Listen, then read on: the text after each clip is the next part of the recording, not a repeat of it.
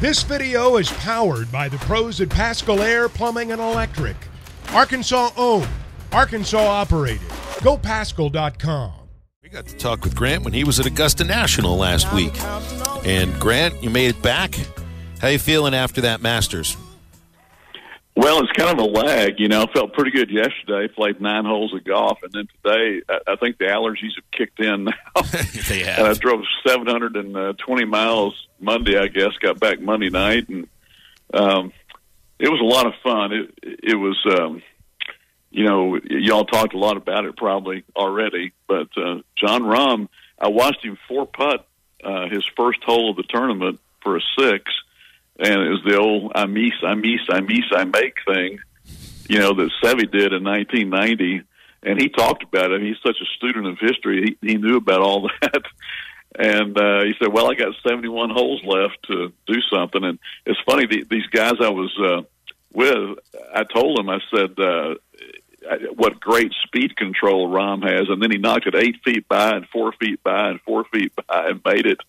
And they were looking at me like I was crazy. And I said, well, he'll still be there on Sunday.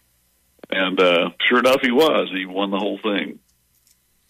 What's next on the PGA Tour? You know, because it was one of the big things of this Masters tournament was you had PGA golfers and live golfers on the same course.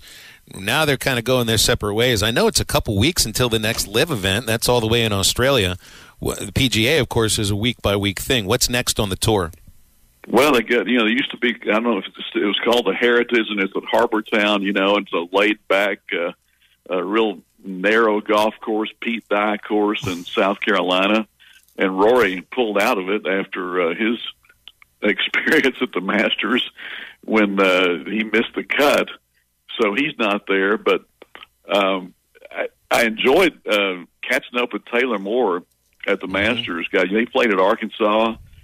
He turns 30 on July. It just boggles my mind that where has the time gone? But had a good tournament. He was actually tied for 20th place through 3 rounds, and then shot 78 on Sunday and slipped down to 39th place and won about $75,000. Spent a good part of his rounds walking with his dad, Rod Moore, who played baseball for Arkansas. And Rod was telling me, you know, Rod played in the 1987 College World Series and was a graduate assistant on the 89 team that went to the CWS. His wife, Melinda, was there, and Taylor's fiance, Lexi Sorensen of South Lake, Texas, was there. And he really enjoyed it. You know, I was talking to him after his Sunday round, and there was Mickelson on my left and Cam Smith on my right, so we were kind of trying to be quiet between them, you know. But he was disappointed, you know, shooting that 78 on Sunday. But he believes, in answer to your question last week, he's in the PGA, and he has a chance to get in the U.S. Open and the British Open. And, you know, it depends on points, you know, and stuff like that. But I think he's won almost $3 million in this tour season so far. Wow, that's pretty good for 29 years of age. Yeah, not bad. And, of course, Mateo Fernandez de Oliveira missed the cut, had a great time. You know, I think he shot 151. He got to play a practice round with Taylor Moore one day, I believe. And I think we mentioned last week, had his family there, and, you know, 10 or 11 people. It's tough when you're entertaining people and it's your first Masters. But then I noticed he came back and had a great round as Arkansas finished 3rd in this collegiate tournament right after the Masters. So after kind of a slow first round, he got back in gear. Do you think? I think Tiger's so crazy that he knows that he really can't play all 4 rounds, but he's going to do the Masters again and just make the cut. And then if he has to withdraw, you know, I mean, and I guess he's earned that right, you know, because is he taking a spot away from somebody who can play all 4 rounds and has a chance to win? But everybody wants Tiger there. You know, Matt, Joey LaCava, his caddies, told someone on Wednesday that if there were any 27-hole days, Tiger wouldn't be able to do it. Right. And sure enough, he was going to have to play 29. I went out there and watched his last 7 holes when it was such bad weather. It was cold, and got down there, race walked down to the 12th tee. And, I mean, there were only about 20 people, if you can imagine this, on the ropes there before the patrons got there. and I'm watching, and he hits his first shot 3 feet from the hole on 12 and misses it. He goes to 13, and the ball hits 3 feet from the hole, sucks back 12 feet, and misses that. On 14, he made a nice par putt. On 15, his ball hit the flagstick. I mean, it was on the flagstick, his third shot, just like that year when it came back in the water. This time it carried him 27 feet away, and he made that putt for birdie, and the place went crazy because now, he's won over. He's going to make the cut. And then he bogeyed 17 and 18 with bad drives, and he thought, and when he talked to us after the round, you could see it in his eyes, he was so disappointed, thinking he had made the cut. Someone told me he went up there and was packing his things, and then it worked out that he did make the cut, but it was good news, bad news, because, the way the thing went, he was facing that long day. And so I don't think Tiger, I think if he thought he was taking a spot away, he wouldn't do it. I think he thinks he can do these you enter things. the tournament to win it, right? That's right. And at that point, you're 22 strokes behind.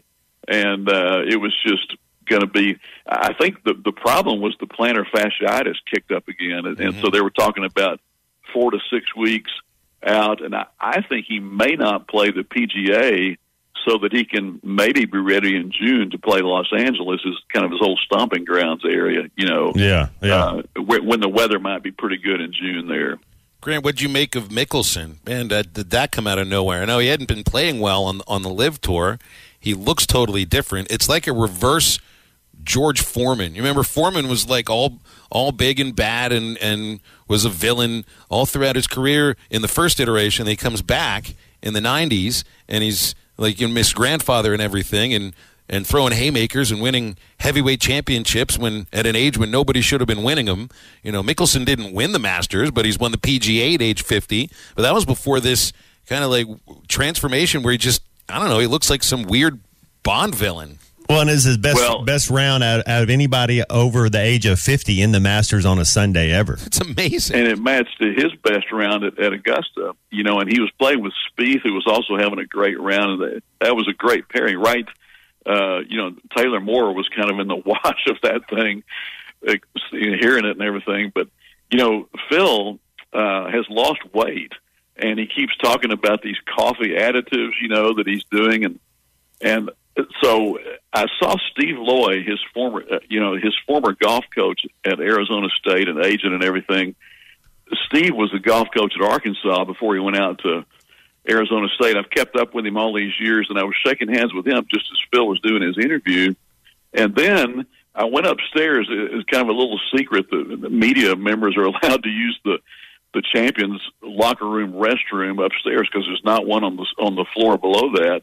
And so when I came out, Phil is sitting there by himself at a table in a dark part of that room, just meditating. He's not eating, he's not drinking, he's not around anybody, nobody's bothering him. There's only probably 4 people up there.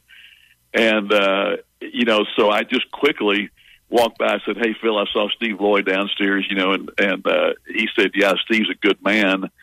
And that was it. I wasn't going to bother him because at that point he was 2 strokes away from a possible playoff. And so I think he talked about trying to stay in the present tense, not forcing anything. He feels that if he can just stay in it mentally, he can still do these things. And I think he was going to stay in that mindset for the next 2 hours just in case he had to go back out there in a playoff. Isn't that interesting? That's cool. You get like that. Houston Nutt used to always say that Tiger Woods focus, because you got to be focused on one thing. It's got to be very singular. In your case, it was riding a bicycle before the big touchdown pass. Hey, so I see some highlights on Ricky Council throwing some down, and Nick Smith. What is all that? What's the latest? What are you hearing on any of their draft status or their hopes? Matt, I've tried to follow it, but I think probably the more pressing thing people are wondering about is Anthony Black. Yeah. I saw a poll the other night on TV where 40% of the Arkansas respondents thought he would stay and 60% thought he would go. It's hard to think that that he would turn down that kind of money. Well, let me ask you this. Since so I just saw this. I was talking with Phil about this. So Angel Reese, I know she just won a national title, but her NIL evaluation was 1.3. So what would Anthony Black's be if you're trying to say so? So it makes sense for her to stay in school, to not go to the WNBA. She's going to make more money in college. What is a guy like Anthony Black? Does he get $500,000? Does he get $1 million? What's his evaluation? Well, and the other thing about that is you have to sort of gamble that you don't get hurt, to have some kind of crippling injury, right. going back to college. So, man, it'd be great if he did come back. And I think, do you think, Matt, that Jordan Walsh probably would come back, should come back? Does that make sense? Yes, sir. I think he can play in the NBA. I think he needs 2 more college years, and he's a Jared Dudley. He's a outside the paint guy that's an athletic guy that can attack the rim, play defense, and shoot your threes. The NBA is a different game than college. It's a cardio game. We're running up and down the floor, and it's spacing. Jordan Walsh is going to be fine at the next level. There's nothing wrong with him playing college ball for 2 more years to mature, get a little bigger, go to a team that can play instead of playing in the G League. And I don't know. It just makes more sense to play college ball and grow a little bit. Well, since you brought the NBA up, Matt, I have to mention that in the late game last night, the Lakers beat Minnesota 108-102. LeBron went for 30 and 10. Anthony Davis went for 24 and 15.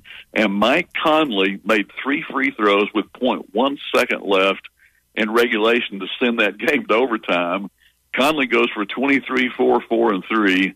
And unfortunately for them, L.A. wins the game.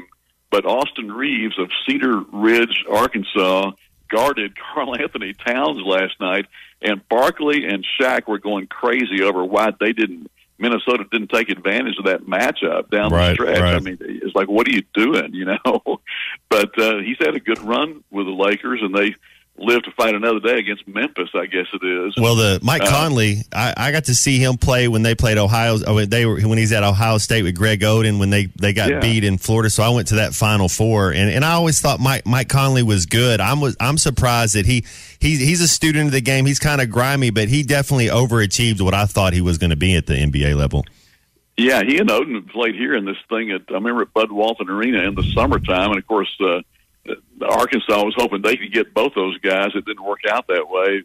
Mike, I remember him playing against my son in a competitive league game in the 5th grade in Fayetteville a long time ago, and I've kept up with him, but they're not moving on. And then one quick one for you, Phil.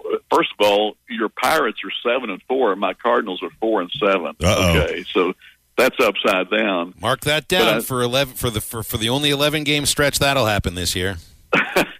And Hobie Landreth, age 93, passed away, former Cardinals and Mets catcher and several other teams. And I read this story.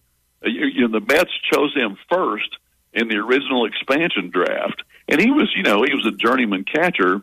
And so Casey Stengel, who was going to be the manager at that time, was asked about it, and he said, you got to have a catcher or you're going to have a lot of pass balls. They ended up having a lot of pass balls anyway. That was one of the worst teams in the history of the game.